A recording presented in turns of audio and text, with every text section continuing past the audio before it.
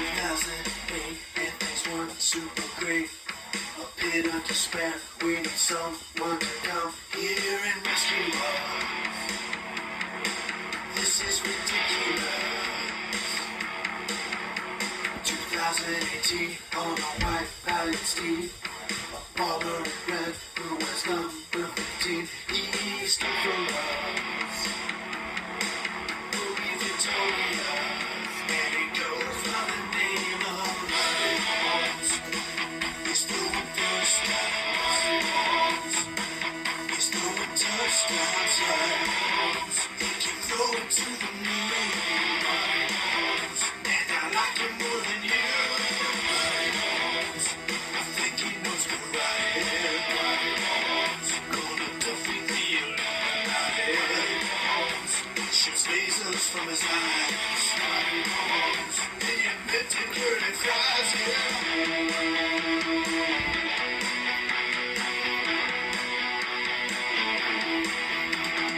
Yard after yard, win after win.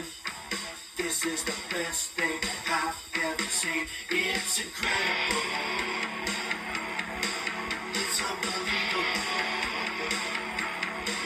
I want a Patrick Spots and a Patrick tattoo.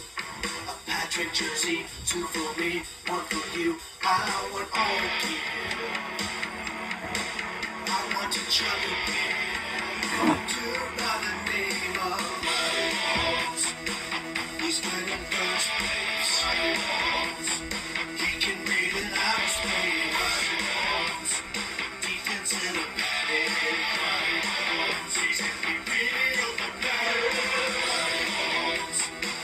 He wears a headband. Lions. He's got a good do. Lions. He likes ketchup on a steak. Lions. And now I like it too.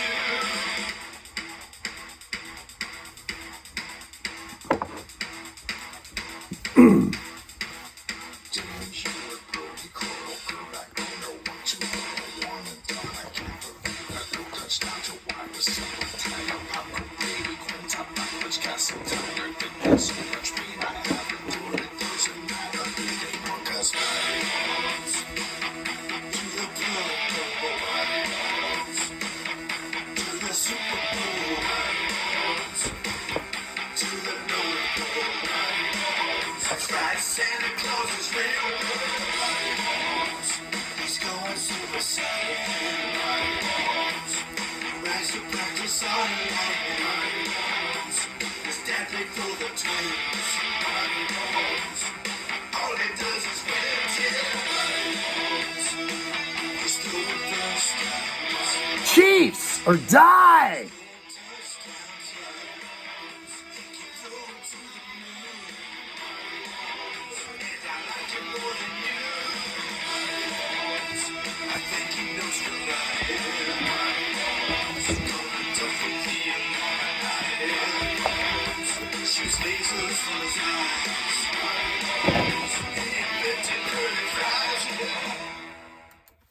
Final score from Las Vegas, Nevada. Your Kansas City Chiefs, 41. The Las Vegas Raiders, 14. In a statement game where your Kansas City Chiefs said, we bass squid all this seahorsing around before Chiefs Kingdom continues to go into a state of shark.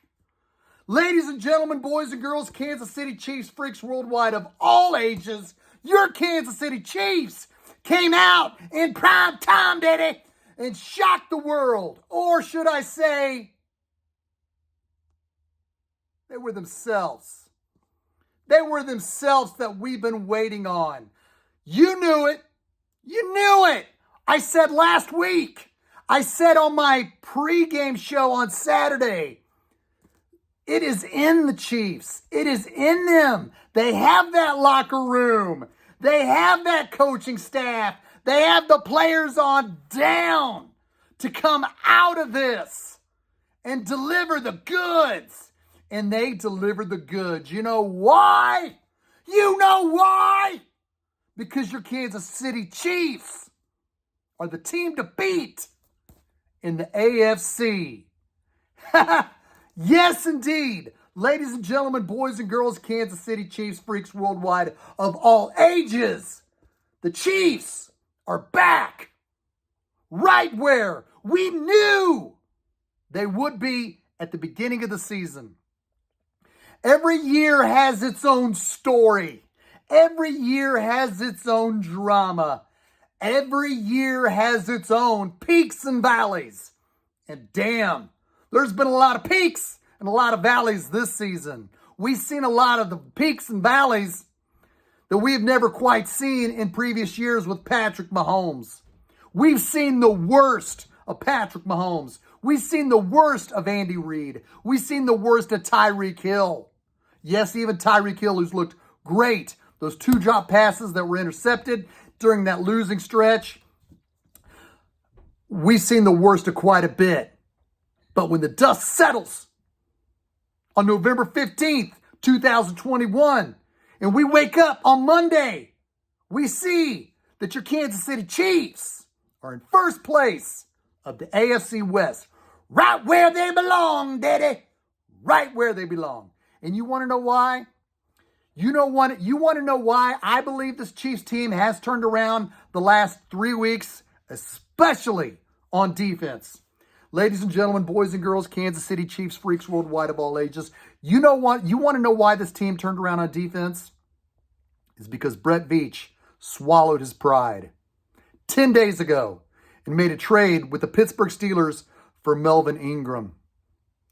It's not a good look when your general manager has to make a trade for a player that was in the facility in the springtime. Yes, Melvin Ingram was in the Chiefs facility as an unrestricted free agent, and it was looking like the Chiefs were going to sign him. But they didn't. They let him walk away. And he ended up signing a 1-year deal with the Pittsburgh Steelers. The Steelers wanted to move on because of their players. They got TJ Watt, and they got other young guys that Mike Tomlin wanted to go to. So Brett Veach reached out to the Pittsburgh Steelers and traded next year's 6th-round draft pick for Melvin Ingram. Props to Brett Veach for swallowing his pride because he knew that Melvin Ingram was the missing piece. When you can have Melvin Ingram line up as a defensive end, you can do so much more with Chris Jones. You can either put him at defensive end on the other side, you can put him back at the defensive tackle where he was knocking the ball out of the air on Derek Carr. That's what he did in the Super Bowl when the Chiefs were making the 4th quarter run. You want Chris Jones in the middle, but you also want to keep the opposing offenses guessing. And Melvin Ingram is the man. Props to Brett Veach for making that deal. And wow, what can you say about Darrell Williams stepping in as a running back with Clyde Edwards-Helaire out? Amazing. His touchdown, his play has been better than adequate. His play has been pretty damn good with Clyde Edwards-Helaire out. We saw some good things from Derek Gore the last couple of weeks, but what we saw yesterday from Darrell Williams, in my opinion, warrants Darrell Williams as a starter regardless when Clyde comes back. Darrell Williams has to be that man. Let's look at these stats, which feature some dynamic freaking stats from Darrell Williams, baby. Let's look at these Kansas City Chiefs stats. Patrick Mahomes yesterday was 35 of 50 for 406 yards, 5 touchdowns, a big 0 interceptions. Tommy Townsend was 1 for 1, 16 yards, wearing Patrick's Texas Tech number when he hit Marcus Kemp on 4th and 7. That put the Raiders back on their heels and said, Raider Nation, this is Chiefs Kingdom and we're taking over this town. Props to Tommy Townsend being 1 for 1. But let's get back to these real stats. Darrell Williams was 11 of 43, 11 carries for 43 yards. Jerick McKinnon had 3 carries for 26. Derek Gore was 6 for 19. Blake Bell was 1 for 3 on 4th and inches. McCole Hardman was 1 for 3. Tyreek Hill was 1 for 2. Here's the receivers, folks. Pay attention to this, baby.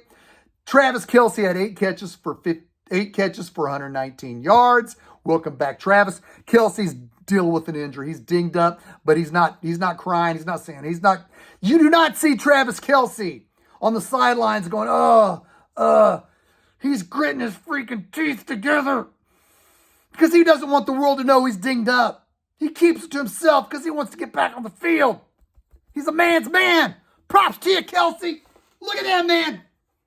Patrick knows he's the man. I mean, look at him. First down, Elvis, Stephen Ray Bothall with the picture. Stephen Ray Ball, great shot. But look at this, man. Patrick knows freaking Kelce's the man. He knows he's the man, the freaking best tight end in the National Football League. You think Patrick would do that with anybody else? Look at him. All right, Tyreek Hill had 7 catches for 83 yards, 2 touchdowns, clutch on 4th down, clutch near the end zone. Byron Pringle, who's the number 2 wide receiver. We talk about getting Odell Beckham. Josh Gordon's going to step up. Byron Pringle's clutch. All he does is freaking catch the ball in the red zone. Byron Pringle's 4 for 46 with a touchdown. Baby Cheetah McCole Hardman was 2 for 27. Demarcus Robinson was 3 for 23. And, of course, Marcus Kemp was clutch on that 1 for 16 on the fake punt. And Noah Gray, big clutch catch on 4th and goal from the 1. I didn't like throwing it to him because it was 1st and goal. Patrick Mahomes threw it at Noah Gray's feet. Then on 2nd goal, he threw it to Noah Gray and he fell down. And you're like, oh, man, they got to get on the same page. Then on 4th and goal at the 1, when I saw Patrick try to fit it into Noah Gray, I went, no, not him. But guess what? He caught the ball. Touchdown. Props to you, Gray. Way to deliver. Jody Fortson was having a great season, and you stepped in and were Fortson's absence. We're going to need you. We're going to need you, Gray. Come on.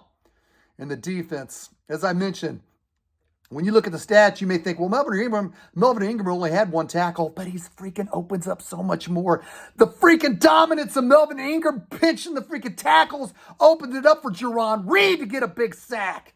You know, the freaking push from Melvin Ingram opened it up so Derek Carr, when he was under pressure, just threw it up in the air. He threw a freaking pass up in the air that Daniel Sorensen got an interception. Yes!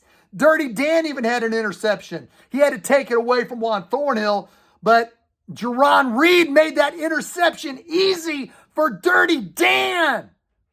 Think about it, baby.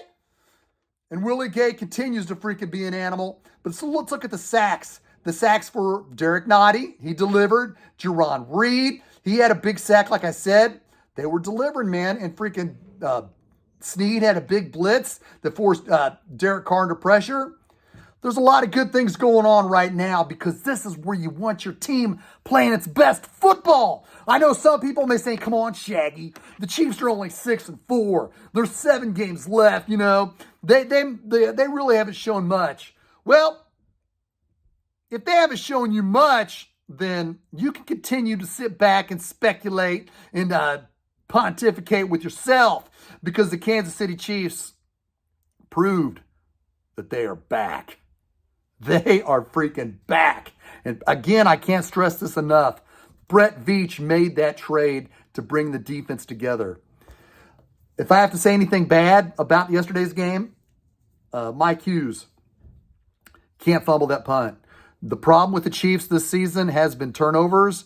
They had that one big turnover yesterday. It didn't hurt them, but it made you think about it. It made you think for a quick second, man, turnovers are killing us. Turnovers cost the Chiefs 2 freaking victories this season against Baltimore at home against the Chargers. If the Chiefs don't have those games, we got 2 more victories. So we got to eliminate turnovers. The Chiefs just went up 7-0. They forced a 3 and out. The freaking Raiders punted. Norris had a good return, but he fumbled. We got to eliminate that. And I think if we do, we will continue to win. There's nobody that can stop the Chiefs moving forward. And we got a big game coming up at Arrowhead Stadium this Sunday. Your first place Kansas City Chiefs play the first place NFC East Dallas Cowboys. They may call them America's team.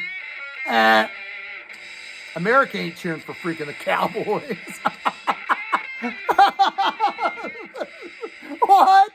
What? America's team's the Cowboys? Why? Hold on. America's team is Patrick Mahomes, Kansas City Chiefs. Cheetah, Tyreek Hills, Kansas City Chiefs. It ain't the freaking Dallas Cowboys. Oh my God. Wake up, America. Oh, Patrick Mahomes is back, baby. And he's ready to deliver the goods on a consistent basis. This game is 4 miles from my house, which you know it is only a short drive to the countryside. Where you going? You can't run and hide. So many questions. Questions like, man, will the Kansas City Chiefs continue to wear white on white? I hope the Kansas City Chiefs continue to wear white on white. Because when they do, when the Chiefs wear white on white, Patrick Mahomes in 2 career NFL starts. In 2 career NFL starts, Patrick Mahomes wearing white on white has 11 touchdowns and passed for 488 yards wearing white on white. Put on that white on white, Patrick, and let's keep going. Hell, I'd wear white on white again at home. Force them America's team, Dallas Cowboys, to wear blue. But they probably won't. But keep wearing white on white and keep putting up them Pat Statty stats, baby. Until next Sunday, following your Kansas City Chiefs Cowboys game, tune in to Shaggyshane and I'll be right here to break it down. Let's show America's team who the real Americans are cheering for. And that's the red and yellow of your Kansas City Chiefs. Until Sunday, following the Chiefs the Cowboys, this is your Shaggyshane saying, come back with me, baby. Come on back. And we'll do it again. Until Chiefs Cowboys game's over, this is Shaggyshane saying, go Chiefs.